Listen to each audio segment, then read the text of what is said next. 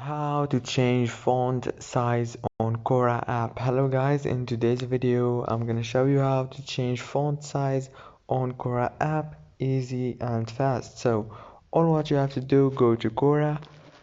Now this is the homepage. As you can see, go to the top corner and click on your profile picture, and then all what you have to do is go down and click on this settings option down here, and it will take you to this page.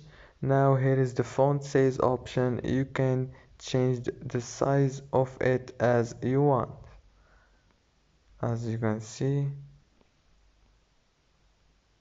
if this video was helpful, please don't forget to like and subscribe, and thank you so much for watching this video until the end.